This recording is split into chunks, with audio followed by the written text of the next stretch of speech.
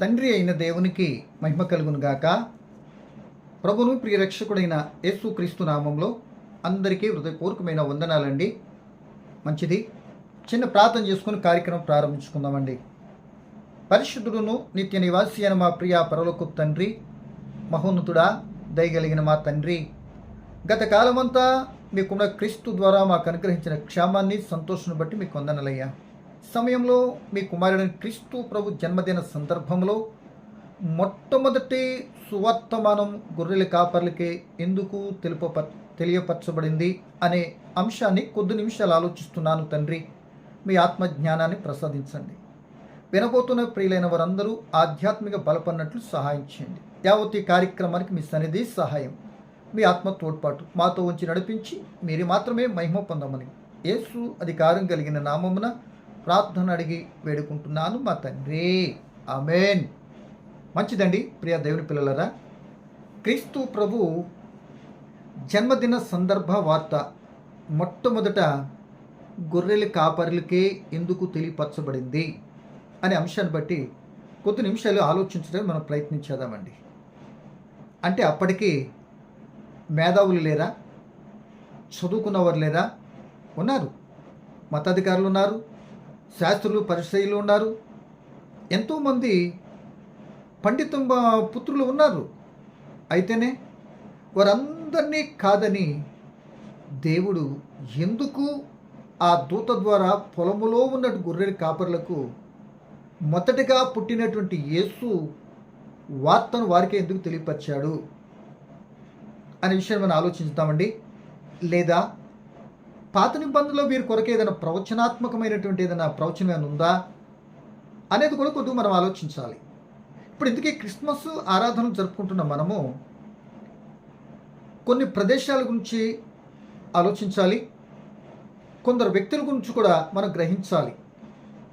ఏదేమైనా ఆ ప్రదేశాల్లో జరిగిన సంఘటనలు, ఈ వ్యక్తుల ద్వారా జరిగినటువంటి క్రియలు కలబోసుకుంటేనే, అవన్నీ కలిసి మరి గ్రహించితేనే, ఆలోచించితేనే నిజమైన క్రిస్మస్ మరి ఆ భావన అర్థం చేసుకుంటానికి అవకాశం ఉంటుందని ప్రభుని బట్టి నేను జ్ఞాపకం చేస్తున్నానండి.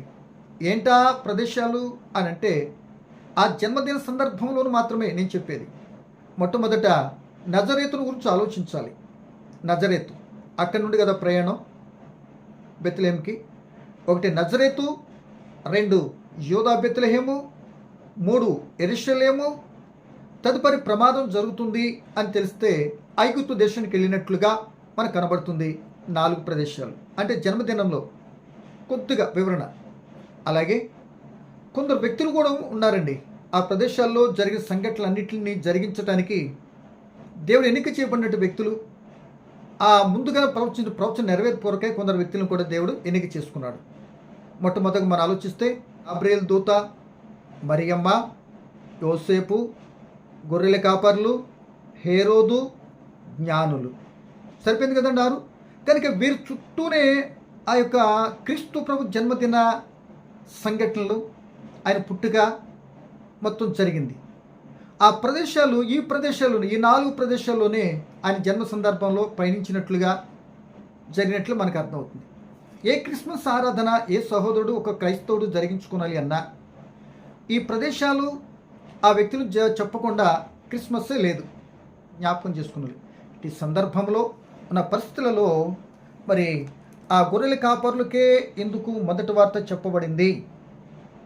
మరి నిజంగా అంత ధన్యత వారికి ఎందుకు దేవుడిచ్చాడు అని కొద్దిగా ఆలోచించడానికి ముందుగా వాక్య భాగాన్ని మనం చదువుకుందాం. ఎన్ని మాటలని చెప్పొచ్చు, కానీ అలా వాక్య భాగంలో ఒక మాటన్నా మనం చదవలేదనుకోండి మంచిది కాదు. కనుక వాక్యం చదువుకుందాం. లోక సువార్త 2వ అధ్యాయము, ప్రియమైన వాళ్ళరా, లోక సువార్త 2వ అధ్యాయము 8వ వచనం మనం చదువుటానికి ప్రయత్నించేద్దామండి. 2-3 వచనాలు మనం చదువుకుందాం. లోక సువార్త 2వ అధ్యాయం 8వ వచనం అండి.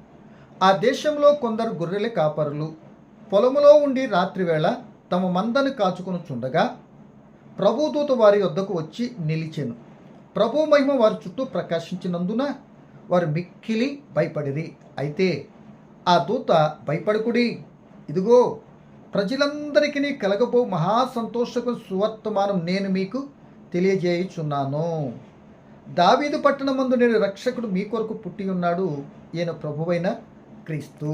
ఇక ఆనవాళ్ళని చెప్పాడండి. 15 వచ్చిన చదువుతాను. ఆ దూతలు తమ యుద్ధ నుండి పరలోకమునకు వెళ్ళిన తరువాత ఆ గొర్రెల కాపర్లు జరిగిన ఈ కార్యం ప్రభు మనకి తెలియజేయించి ఉన్నాడు.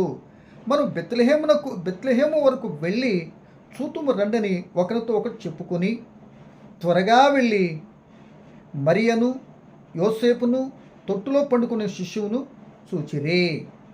దూత ఎలాగైతే చెప్పాడో ఆ బెత్లెహేం వెళ్ళి మరియను యోసేపును, ముందు మరియను చూశారు, యోసేపును, తదుపరి తొట్టిలో పండుకొని ఉన్న యేసును కూడా చూశారట.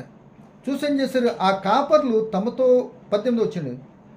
గొర్రెల కాపర్లు తమతో చెప్పిన సంగతులను గూర్చి విన్నవారందరూ మిక్కిలి ఆశ్చర్యపడిరి.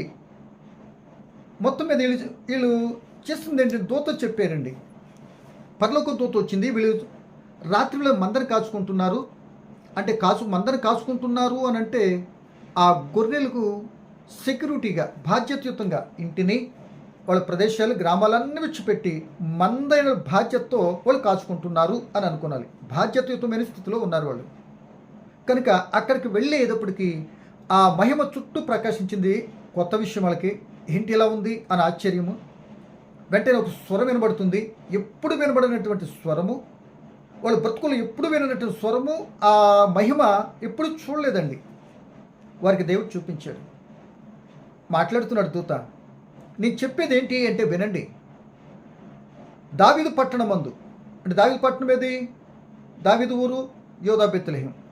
ఆ బెత్లెహేంలో రక్షకుడు మీ కొరకు పుట్టి ఉన్నాడు, అంటే మా కొరకు కాదు, వీళ్ళందరికీ కలబోయే మహా సంతోషకరమైనటువంటి సువర్తమానాన్ని చెప్తున్నా. అదే యోధా బెత్లెహేం రక్షకుడు పుట్టాడు అని చెప్పాడు. వెంటనే దూత పరలోకానికి వెళ్ళిపోయాడు. వీళ్ళు ఏం చేశారు? మొత్తం మీద ఆలోచించుకొని వెంటనే త్వరగా వెళ్ళి మరియను యోసేపును బెత్లెహేం వెళ్ళి తొట్టిలో పండుకొని ఉన్న యేసును చూశారు. చూసి వెంటనే వాళ్ళు ఏం చేశారు తెలుసా? ప్రచురపరిచారట. అక్కడ ఉన్న వాళ్ళందరూ తెలియపరిచారట. వాళ్ళకి వార్త చెప్పటమే, మీరు వెళ్ళి చూడండి, మీరు వెళ్ళి ప్రచురపరచండి, అని ఎలా ఉండాడో చేయండి అని వివరాలు ఏం చెప్పక్కర్తమే. వీళ్ళు ఆలోచించుకొని ఇది మనకు దేవుడు తెలియపరిచి ఉన్నాడు. ఎంత చక్కటి గ్రహింపు ఉందండి వాళ్ళు. ఎప్పుడు వినని స్వరము దేవుడే చెప్తాడట. ఎప్పుడు చూపించని మహిమ ఆయనే చూపిస్తాడంటే మనకు అర్థమవుతుంది కదండి. ఒకరోజు సమూయేలు గారు కూడా దేవుని మందిరంలో ఉన్నాడండి. బాలుడిగా ఉన్నాడు. ఆ సమయంలో స్వరం వినబడుతుంది. కానీ ఏలీ పిలుస్తున్నాడేమో అనుకుంటున్నాడు. కాదు. కానీ దాసుడు ఆలకిస్తున్నాడు. సెలవిమ్మనగానే సెలవిచ్చాడు. చెప్పాల్సింది చెప్పాడు. జరగాల్సిన కార్యం కూడా అక్కడ జరిగిపోయింది. ఇప్పుడు దూత కూడా చెప్పాల్సింది చెప్పాడు, వెళ్ళిపోయాడు. కానీ వీళ్ళు త్వరగా వెళ్ళి చూడండి, మొత్తం మందని విడిచిపెట్టేశారు. ఒకప్పుడే కుటుంబాన్ని పరిస్థితులు అన్ని విడిచిపెట్టారు. కాచుకుంటున్నట్టు మందని విడిచిపెట్టారు. ఇప్పుడు మరలా ఊరిలోనికి వచ్చి యేసుని చూసి మొత్తమే తెలియపరిచారు. విన్నవారు ఆశ్చర్యపడ్డారు. కానీ ఆయన చూడటానికి వెళ్ళినటువంటి ఒక్కరు కూడా లేరండి. ఆయన ఎలా ఉంటాడో ఏంటో చెప్పిన మాట ఏమి ఇంత చక్కగా ఉంది, ఆయన దగ్గర చూద్దామని ఎవరు కూడా యోధా బెత్లెహేం ఎవరికి కూడా రాలేదండి. అంటే ఇంత దేన దశలో ఉన్నటువంటి వారు ఆయన మాటలు చెప్పటానికి ఆయనకు అవకాశం ఇచ్చాడు. ఈయన ఎవరో తెలుసా? వీళ్ళు గొర్రెల కాపర్లు. మరి కొద్ది సమయం ముందుకెళ్తే యేసు పెద్దవాడైతే ఏమంటాడు తెలుసా? నేను గొర్రెలకు మంచి కాపర్ని. దాన్ని వివరిస్తానండి. ఈయన ఏమంటాడు యేసు? నేను గొర్రెలకు మంచి కాపర్ని. మంచి కాపరైనటువంటి మంచి కాపర్ని గురించి భౌతికంగా గొర్రెలు కాస్తున్న బాధ్యతయుతమైనటువంటి బిడలతో ఈ మాటను దూతతో దేవుడు చెప్పించాడండి. ఇది దూత మాట కాదు, దేవుడే స్వయంగా చెప్పిస్తున్నాడు అని సంగతి మర్చిపోకూడదు. అంటే గొర్రెల కాపర్లకు ఒక గొర్రె కాపర్ను గుర్చి చక్కగా చెప్పాడు. ఆ గొర్రెల కాపరి రక్షించేటటువంటి వాడు. ఆయన యూదా బెత్లెహేంలో పుట్టాడు. నువ్వేమో దొంగలు వీటి నుండి మీరు రక్షిస్తారు గొర్రెల కాపర్లారా. భౌతికంగా ఆయన పరసంబంధమైనటువంటి అంటే ఆధ్యాత్మిక సంబంధం విషయంలో నుండి ఆయన ఏం చేస్తాడు? రక్షించేటువంటి కాపరి ఆయన. ఆ కాపరి గురించి చెప్తున్నాను అని చెప్పినట్లుగా మనం ఆలోచించవచ్చు కదండి. కాపరి గురించి కొద్దిగా మాట చెప్పి నేను వివరిస్తానండి. ఇలాగే తక్కువ స్థితిలో ఉన్నటువంటి ఈ గొర్రెల కాపర్ల గురించి ఈ మాట తెలియపరచడానికి వీరికే మొదటి వార్త. అంటే వార్త విన్నది వాళ్ళే మొదట, ఆ యేసుప్రభు మొట్టమొదటి చూసింది వాళ్ళే, యేసుప్రభు వార్త ప్రచురపరిచింది కూడా వాళ్ళే. నిజంగా వాళ్ళు ధన్యులండి. వాళ్ళు చేసిన పనిని ఏ చదువు సంధ్యలు ఉండేవో లేవో చెప్పలేదు, లేదండి. ఎవరికి ఆ గ్రామంలో పరిస్థితిలో ఉన్నటువంటి ఎవరికి అవకాశం దక్కలేదండి. ఈరోజు నువ్వు నేను కూడా దేవుని యొక్క ప్రేరణ బట్టి, దేవుని యొక్క కృపను బట్టి కొద్ది కొద్ది మాటలు మన గ్రామాల్లో పరిసర ప్రాంతాలకు వెళ్ళి చెప్తూ ఉంటే ఇలాగే అనుకూలమైనటువంటి ఆ పెద్దలు అనేక మంది రివర్స్ అవుతున్నారు తప్ప దాన్ని గ్రహించేటువంటి వారు ఎవరు కూడా కనబడట్లేదు. వారికున్న పరిస్థితులు వాళ్ళు రక్షిస్తే అనుకుంటున్నారు. మాకున్న పరిస్థితి అంతా కూడా మాకు పర్వాలేదు అనుకుంటున్నారు. కానీ అది నీకున్నది నిన్ను రక్షించలేదు బాబు. రక్షకుడు నువ్వు అంగీకరిస్తే ఇవేమీ నువ్వు రక్షిస్తాయి అనుకున్నట్టు ఏవి కూడా నేను రక్షించలేదు. కానీ అవి ఉన్నా లేకపోయినా రక్షించి ఆయన రక్షకుడు యేసు దగ్గరకు వచ్చినప్పుడు మాత్రమే నువ్వు పాపం నుండి మరణం నుండి మోచింపబడుతున్న సంగతి ఎంత చెప్పినా పట్టించుకోవట్లేదు. ఆ రోజు నుండే పట్టించుకోలేదు. మొదటి శతాబ్ద కాలంలో ఈరోజు నువ్వు నేను చెప్తున్నది కూడా పట్టించుకోవట్లేదు. రేపు యేసు ప్రభు ఫీల్డ్లోకి వచ్చి సువార్త చెప్పేటప్పుడు ఆయన గురించి పట్టించుకున్న నాదుడు కూడా లేరు. అంటే సువార్త వెర్రితనం అయిపోయిందండి. రక్షించబడుతున్న మనకైతే దేవుని జ్ఞానమై ఉన్నది అంటాడు పౌలు గారు. ఈ మాట భావాన్ని ఒకసారి ఆలోచించేద్దామండి. అంటే అలా జరుగుతుందంటే ఇప్పుడు ఒకప్పుడు ఇశ్రాయేలు ప్రజలు మీరు బాగా మనసు పెట్టి ఆలోచించేస్తే ప్రవక్తల ద్వారా చెప్పించాడు, స్వయంగా దేవుడు మాట్లాడిన సందర్భాలు ఉండి, మరి ప్రవక్తల ద్వారా చెప్పించాడు, యాజకులు రకరకాల రాజులు ఎంతోమంది ద్వారా చెప్పించాడు. చెప్పిన మాట ప్రకారం వినకపోతే ఎంత కఠినమైన శిక్ష వస్తుందో నోవా కాలంలో కూడా చూపించాడు. సొదొమ పట్టణాన్ని కూడా చూపించాడు. ఆయనకి ఎక్కలేదు. ఆఖరికి దేవుడే స్వయంగా మాట్లాడుతూ మానేశాడు. ప్రియమైన వాళ్ళరా, దేవునికి ఆయాసకరంగా నీ జీవితం ఉందంటే మొట్టమొదటి దేవుడు నీతో మాట్లాడుతూ మానేస్తాడు. నీ హృదయాంతరంగాల్లో దేవుని వాక్యం లేదు కనుక, చోటు లేదు కనుక నీకు మాటలు వినిపింపచేయడు. విన్నా, ఒకవేళ ఎక్కడ చెప్తుంటూ విన్నా అటు మాత్రం నువ్వు స్వీకరించడానికి దేవుడు అంగీకరించకుండా నిన్ను భ్రష్ట మనసుకు అప్పగించేస్తాడు. ఎందుకు భ్రష్టుడివి అన్నట్టుగా చాలా సంఘటనలు బైబిల్లో మనకు కనపడతాయండి. అంటే మొట్టమొదటి దేవునికి ఎవరైతే చోటు ఎవరో, దేవుని మాట ప్రకారం జీవించరో, నువ్వు ఆయన వద్దనుకుంటాం కాదబ్బా. బాగా గమనించు, నిన్నేనే వదిలేస్తాడు ఆయన. ఎందుకు వేస్ట్ పిల్లలు? ఎందుకు కొత్త సంవత్సరం మాట చెప్తున్నాడు, ఎందుకు ఈ భూమి అంతగా వ్యర్థమైపోవాలి ఈ మొక్క వల్ల? దాన్ని తీసేస్తే కొత్తది పెట్టవచ్చు కదా అంటారు. అలాగే ఉంటుంది కూడా పరిస్థితి. ఇప్పుడు మనకు కావాల్సింది అలా తక్కువ స్థితిలో ఉన్నటువంటి రాజులు అధికారులతో లేకపోతే దేవుడు మాట్లాడడం ప్రభుత్వం ఎవరు వినలేదు కనుక ఇప్పుడు మరొక ఛాన్సు, అంతవరకు దేవుడు మాట్లాడుతూ మానేసిన తర్వాత మరొక ఛాన్స్గా దూత వచ్చి చెప్పినప్పుడు ఈ గొర్రెల కాపర్లు వెళ్ళి చెప్పడానికి ఇది ఒక ఛాన్స్ ఇచ్చాడండి. కాపరి రక్షకుడైన కాపరిని గురించి చెప్పడానికి అవకాశం ఇచ్చాడు కాపర్లకి. ఇది కూడా వినలే. మాట అర్థం ఎవరు పట్టించుకోలే. చివరికి క్రీస్తు ప్రభు కూడా చెప్తాడు, పట్టించుకోరు. చివరి అక్కడికి ఏం జరిగింది మనకి ముందుకెళ్తాం.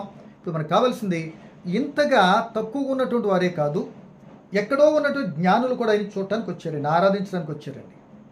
అంటే ఇంత తక్కువ స్థాయిలో ఉన్నటువంటి వారు మాత్రమే చెప్పటమే కాదు, ఎత్తు స్థాయిలో మహాజ్ఞానులు అనుకున్నటువంటి వారు కూడా ఏం చేశారు, ఆయన దగ్గరకు వచ్చి బాలుడిగా ఉన్నప్పుడు ఆయన పూజించారండి. 2 సంవత్సరాల లోపు ఉన్నప్పుడు ఆయన ఏం చేశారు, పూజించారు. అంటే అందరికీ రక్షకుడు.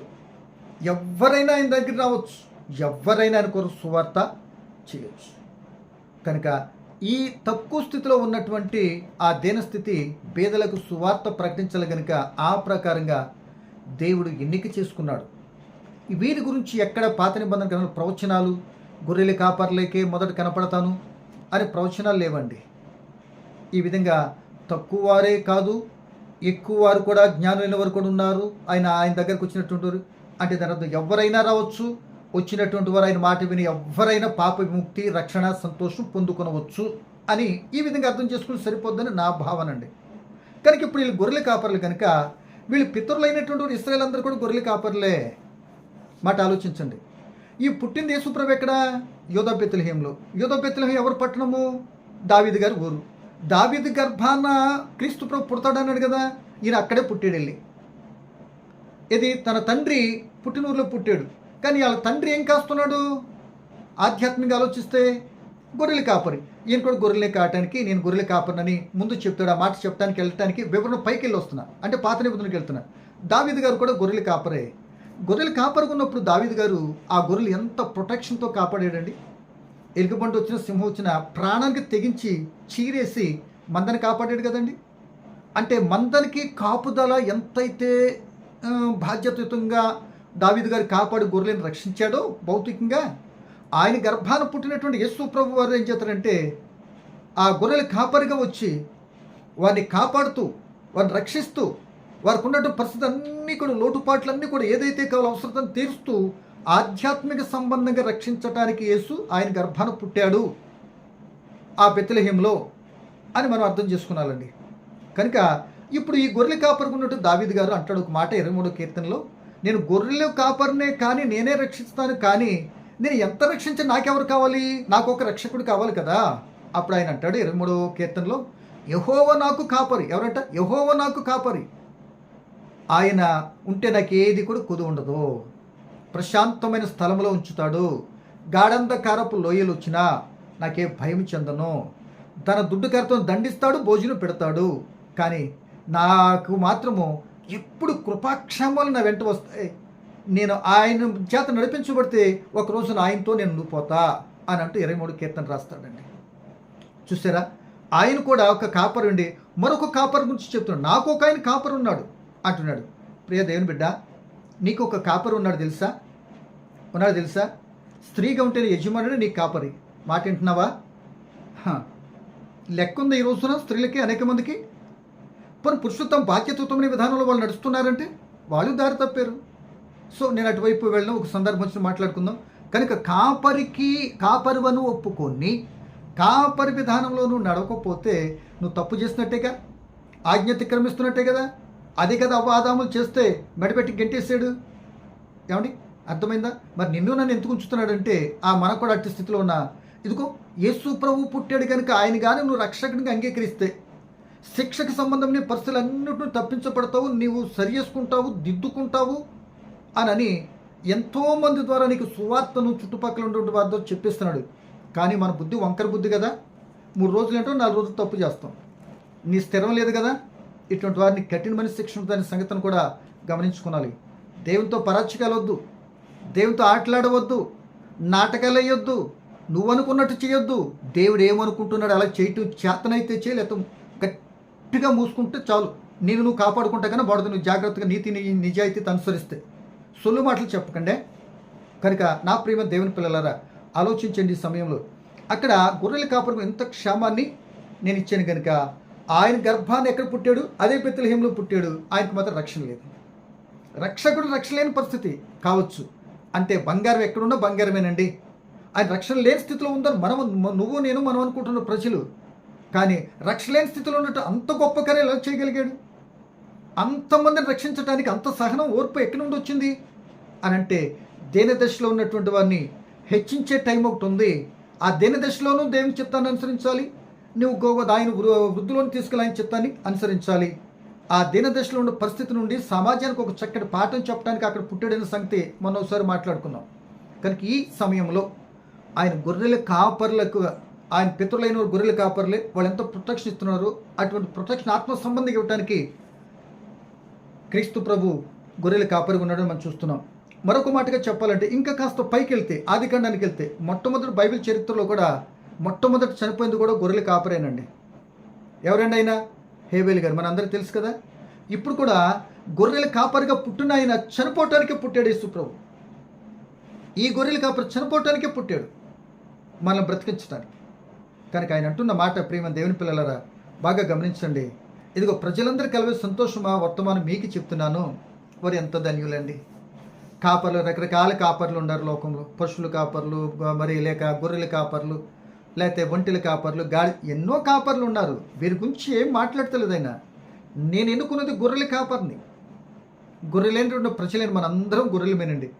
ఈ ప్రజలను ఆధ్యాత్మిక సంబంధమైనటువంటి పాప బంధకాలను విడిపించి లేక విమోచించి, వాళ్ళే స్థితిలో ఉన్నారు, వారు ఎంతో ప్రమాదంలో ఉన్నారు, వారు ఎన్నో స్థితికి ఎటువంటి శిక్ష రాబోతుందో అని చెప్పి రక్షించడానికి రక్షకుడైనటువంటి వాడు యేసు కాపరిగా వచ్చాడండి. అందుకే అంటాడు యోహాను సువార్త 2 మాటలు చెప్పి ముగిస్తున్నాడు. యోహాను సువార్త 10వ అధ్యాయం 11వ వచనంలో చెప్తున్న ఒక మాట ఏంటంటే, ఈ మాట మనం చదువుకున్న చూడండి. యోహాను సువార్త 10వ అధ్యాయం 11వ వచనం అండి. నేను చదువుతున్నాను, గమనించండి. యోహాను సువార్త 10వ అధ్యాయము 11వ వచనం అండి. నేను చదువుతున్నాను, ఒకసారి దయచేసి గమనించండి. నేను గొర్రెలకు మంచి కాపరిని, గొర్రెల కొరకు తన ప్రాణము పెట్టును. నేను మంచి కాపరిని. మీరు కూడా గొర్రెలుగా ఉన్నటువంటి వారు మీ మంద కోసం ఎంతగా బాధ్యత తీసుకొని అన్ని వదులుకొని కాపాడుతున్నారే, అవి మీకు క్షేమాన్ని ఇస్తున్నాయి, సంతోషమైన భోజనం పెడుతున్నాయి, లేదా అమ్ముకోవచ్చు, తినవచ్చు, ఇంకోటి రకంగా ఉన్నాయి. కానీ నేనైతే నేను గొర్రెల కాపరిని, నేను కాసే నా దగ్గరకు ఉన్న గొర్రెలుగా ఉన్నటువంటి వానికి నా మందలోనికి రావటానికి నేను వాటి కొరకు ప్రాణాన్ని పెడుతున్నాను అంటున్నాడు. ఎవరైనా దేవుని బిడ్డలారా, ప్రాణం పెట్టేటువంటి ఎవరైనా ఉన్నారా? అసలు ప్రాణం పెడితే నీ కొరకు ప్రాణం పెడుతున్నాను అన్నోళ్ళు ఉండరా? అటుండరు. కానీ నీ కొరకు సరస్సు దారపోసారా, నా రక్తాన్ని ఇచ్చారా, నా తుంకోటి ఇచ్చానని చాలా విషయాలు మాట్లాడతారు, పక్కన పెడదాం. కానీ కేసు అంటున్నాడు, నేను గొర్రెలకు మంచి కాపరిని అంటున్నాడు.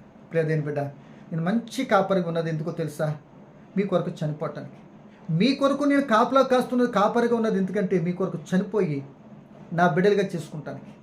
ఆదాము ద్వారా వచ్చినటువంటి పాపం, ఆ పాపం ద్వారా దేవునికి ఎడబాటు కలిగింది. ఆ పరలోకం వెళ్ళే అవకాశం కోల్పోయాడు. మనిషి సమాధానం లేదు. పాపం పరిపక్వ, ఎంతోమందిని పాపము సర్వనాశనం వైపు తీసుకుని వెళ్ళిపోతుంది. అది చూసేదాన్ని బట్ట, తినేదాన్ని బట్ట, త్రాగేదాన్ని బట్ట, చెప్పేదాన్ని బట్ట, వినేదాన్ని బట్ట, ఎన్నో రకాలుగా ఈ విధంగా మనకు కనబడుతున్నట్లుగా మనకు కనబడుతుంది. కనుక ప్రియమైన దేవుని పిల్లలారా, ఆలోచించేయలేని ప్రభువుని బట్టి మీకు జ్ఞాపకం చేస్తున్నా. ఈ సమయంలో దేవుని యొక్క మాటను మీరు శ్రద్ధగా ఆలకిస్తున్నందుకు మరి వందనాలు. ఈ ఒక్క మాటగా చెల్లిస్తే, నేను గొర్రెలకు మంచి కాపరిని అంటే చెడ్డ కాపరి కూడా ఉంటాడండి. అంటే మందని కనికరించడు. మంద ఏమైపోతే ఆయనకి ఎందుకు జీతం వస్తే చాలు కదా అన్నట్టు చూసేటువంటి కాపర్లు కూడా లేకపోలే ఈ సమయంలో. ప్రియదేని బిడ్డలారా, ఇంకో మాటగా చెప్తే, మరి హెబ్రీ పత్రిక అపొస్తలుడు పౌలు గారు ఏమన్నాడంటే, గొప్ప కాపరి అంటే ప్రాణం పెట్టిన ఆయన చనిపోతాడు కదా, గొప్ప కాపరిగా తిరిగి లేచాడు అంటున్నాడు మరలా పౌలు గారు. హెబ్రీ పత్రిక నోట్ చేసుకోండి, 13:20, గొప్ప కాపరి తిరిగి లేచాడట అని మరి పౌలు గారు చెప్తే, అదే మాటని క్రీస్తు ప్రభు గురించి 1 పేతురు పత్రిక 5:4 ప్రధాన కాపరిగా ఏం చేశాడంట?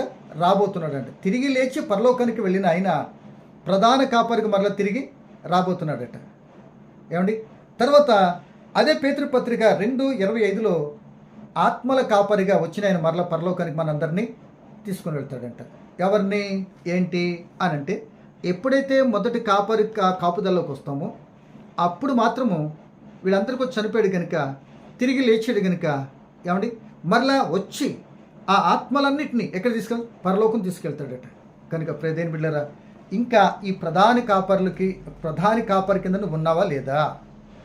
ఇంకా నీ బ్రతుకులో ఎవరెవరో కాపరికి, నువ్వు పాపము నిన్ను దాసులుగా చేస్తుందా? పాపము కింద నువ్వు దాసుడైపోయి పాపం నిన్ను ఏలుతుందా? చెడ్డ క్రియలతో నువ్వు మునిగిపోతున్నావా? లేకపోతే భర్త భార్యకు కొంచెం చెప్పలేక ఒకరికొకరు దాసోహం అయిపోయారా? తల్లిదండ్రులు కూడా బిడ్డలకి చెప్పలేని విధానంలో ఉంటూపోతున్నారా? రకరకాల భావాలతో మునిగిపోయినట్లయితే ఈ సమయంలో నీకు చెప్పేది ఒక మాట, నీ కాపుదల, నీ కాపరి ఎవరైతే ఉన్నారో వారిని రక్షించేవాళ్ళైనా, ఎవరైతే నీ కాపరిగా ఉన్నారో వారిని క్షమను చూసేటట్టు వారైనా. దావీదు గారు అంటున్నారు, ఆయన గాఢాంధకారపు లోయలలో నేను పడిపోయినా లేకపోతే వెళ్ళినా జరిగిన అపాయం నా ఎద్దుకు రాదు అంటున్నాడు. ఒకటి వండర్ఫుల్ స్టేట్మెంట్ కదండి ఆయన ఇచ్చింది. కనుక అట్టి నిరీక్షణ ఉందా మనకి? కనుక ఈ సమయం చెప్పి ముగించడానికి ఇష్టపడుతున్నాను ఏంటంటే, ప్రియదేవుని బిడ్డ, దేవుని యొక్క గొర్రెల కాపర్లకు చెప్పిన మాట ఎందుకంటే, వాళ్ళు తక్కువ స్థాయిలో ఉన్న దేవుని చేత ఎన్నిక చేయబడినటువంటి వారు. నీ స్థితిగతులతో దేవునికి సంబంధం లేదు, నీ హోదాలతో, నీ ధర్మ దశకంతో దేవునికి సంబంధం లేదు. అది నువ్వు వాడుకుంటావని నిన్ను ప్రేమించి దేవుడు అది నీకు ఇచ్చాడు. అది దేవునికి నీ ఇష్టమైతే పని కొరకు వాడు, నాకు అనవసరం, వాడవలసిన బాధ్యత ఉంది, నెరవేరుస్తావు లేదో నీ ఇష్టం అది. కానీ ఇప్పుడు నాకు కావాల్సిన మాట ఏంటంటే, ప్రియదేని మనం ఆలోచిస్తున్నది, ఎందుకు చేసుకున్నాడు అంటే, ఆయన కాపరి గనుక ఆ కాపరి గురించే చెప్పాలి అనుకున్నాడేమో. అది దేవుని చిత్తమైంది. అట్టి భాగ్యం వాళ్ళకి దక్కింది. ఇప్పుడు నువ్వు కూడా చదువు లేదనో మరొకటి లేదనో వెనకంచి వేయటం కన్నా, నిన్ను రక్షించిన స్థితి అర్థమవుతుంది కదా. నీ పాపం నుండి బయటకు వచ్చిన స్థితి, చెడులోని బయటకు వచ్చిన స్థితి, ఇదిగో నా చేతిలోకి ఎట్టుందా? నీ తోటి సహోదరుడికి చెప్పు, నీ కొలిక్కి చెప్పు, లేకపోతే నీకు ఉద్యోగస్తులు పక్కన ఉండేవాడు చెప్పు, నువ్వు పనికి వెళ్ళిన వాళ్ళ దగ్గర చెప్పు. అలా క్రీస్తుకు చెప్పాల్సిన బాధ్యత నీ మీద ఉన్నది అని, నీ స్థితి ఏమైనప్పటికీ సరే అందరూ చెప్పాలి, ఆ రక్షణ పొందుకున్న బాధ్యత ఉందని గొర్రెల కాపరి ద్వారా మనం తెలుసుకుంటున్నాం. అందుకే ప్రియమైన వాళ్ళరా, వారికే మొట్టమొదటి వార్త దక్కింది. ఒకవేళ ఎంతోమంది ఎన్ని విన్నా, నువ్వు చెప్పిన మాట ఎవరైనా విన్నారనుకోండి, మొట్టమొదటి ఆ బ్రదరు, ఆ సిస్టరు, ఆమె చెప్తే నేను విన్నానండి, ఇదిగో నా బ్రతికినట్టు మార్చుకున్నానని ఆ సాక్ష్యంగా నువ్వు పొందుకున్నావంటే దేవుని దగ్గర గోల్డ్ మెడల్ వస్తుంది. ఆ పరలోకం దక్కుద్ది నీకు. అలా చేయి పని, అలా చేద్దాం పని మనం అని ప్రభుని బట్టి మీరు తెలియపరుస్తూ, ఒకవేళ ఇంకా క్రీస్తు కాపుదలలోనికి రాకపోతే సోదరుడా, కాపు లేని పొలాన్ని ఎలాగైతే పశువులు అన్నీ తొక్కేసి తినేస్తాయో నీ బ్రతుకు కూడా అంతే. అలా కాకుండా ఒక కాపుదల సెక్యూరిటీ ఉండటం స్థితిలోనికి నువ్వు ఈ రోజున రావాలి అని అనుకుంటే, అవన్నీ కాపాడని తెలిస్తే నీ బ్రతుకు ఇప్పటికే చిందరవందరైపోయినట్లుగా అనిపిస్తే నీకు ఒక చివరి ఛాన్స్ చూసుకో. నేను చెప్పే మాటను బట్టి ఇది క్రిస్మస్ ఆనందములు ఎంతో ఒక ఆహ్లాదకరమైన పరిస్థితులు ఎన్నో జరుగుతూ క్రీస్తు చెప్తూ ఉన్నారు. నీ మేలుకోరి వింటామని చెప్తున్నారు. దైవజనులు డబ్బులు ఎక్కువైపోయి చెప్పట్లే, లేకపోతే ఏదో చేసేయాలనుకో చెప్పట్లే. వాళ్ళు ఎంతో ప్రయాసపడుతున్నారు. మీ ఏరియాలో, మీ గ్రామంలో, మీ ఇంటి పక్కన కూడా ప్రయాసపడుతున్నారు. కారణం ఏంటో తెలుసా? నువ్వు రక్షణ పొందాలని, నీ పాప బంధకులు విమోచింపబడాలని, ఈ రక్షణ ఆనందం నువ్వు పొందాలని. కనుక నీ కాపుదల లేని పరిస్థితుల్లో ఆస్తి, అంతస్తు, పదవులు ఎన్ని ఉన్నా నేను కాపాడలేవు. అట్టి స్థితి నువ్వు రక్షణ పొందుకొని యేసు కాపుదలలోనికి వస్తే, రక్షకుని కాపుదలలోనికి వస్తే నువ్వు క్షేమంగా ఉంటావు. బ్రతుకు నెమ్మదిగా ఉంటుంది. పాప పరిస్థితులు విమోచింపబడతావు. భయంకర శిక్షను తప్పించబడతావు. కనుక ఈ సమయంలో ఇంకా నువ్వు రక్షణ పొంది ఇంత ప్రమాదం ఉన్నావని గుర్తెరిగి క్రీస్తుకు సొంత రక్షణగా అంగీకరించి నీ పాత రోత బ్రతుకునంతా కూడా ప్రమాదస్థితిని విడిచిపెట్టుకొని ప్రశాంతమైన ఆయన ఇచ్చే రక్షణ పొందుకొని నెమ్మదిగా ఉండాలని ప్రభుని బట్టి మీరు తెలియపరుస్తున్నాను. ఇంకా రక్షణ పొందిన స్థితిలో ఉండి డ్రామాలు వేసేళ్ళు ఉంటారు కదా, అటు ఇటు 2 in 1 కఠినమైన శిక్ష. మొదట వాగ్దానం చేసిన వాగ్దానం ప్రకారం నడుస్తున్నావు లేదో చూసుకుని ఒకసారి నీ జీవితాన్ని. మొదట చేసిన వాగ్దానం ఒకటి, ఇప్పుడు నడుస్తున్నది ఒకటి. రేపు ఏమైపోతావో తెలియదు. ఆ గమ్య గోచరం బ్రతుకుతున్నటువంటి క్రైస్తవులు ఉన్నావేమో. నీకు కూడా ఒక మాట, రక్షణ పొందిన తర్వాత పిచ్చి పిచ్చిగా మాట్లాడి పిచ్చి చేసినట్లయితే దేవుడు ఊరుకోడండి. భయంకర కఠినమైన శిక్ష మరింత వస్తుంది. అట్టి స్థితిలోకి వెళ్ళకుండా ఉండి మనకు చెక్ చేసుకొని మన చేతులు ఎత్తుపాలని ఉంటే భగవంతుడా నన్ను సరి చేయండి, నేను అటు వెళ్ళను అని మనము రక్షణ పొందని బిడ్డ ఆయన కాపుదల అత్యంత ప్రబంధం గుర్తెరిగి ఆ బిడ్డలు క్రీస్తు దగ్గరికి వచ్చి ఆ క్రీస్తులో పొందుకోవటం అట్టి కృపదేవుడిని కోరుకుంటూ ఈ మాట ముగిస్తున్నాను. పరిశుద్ధుడా పరమ తండ్రి, పలకబడిన మాటలో పరమార్థం బిడ్డలు గమనించి మీ చిత్తమేమి ఎరిగి వారు బ్రతుకులు అన్వయించుకుంటాను సహాయం చేయండి. యావత్ ఈ కార్యక్రమం సహాయం చేసిన వందనాలు చెల్లిస్తూ మరొక అవకాశం ఉంటే కలుసుకున్న తరకు నీ కాపుదల అందరితో నడిపించమని యేసు నామమున నడుచున్నాను తండ్రి. ఆమేన్. మంచిదండి.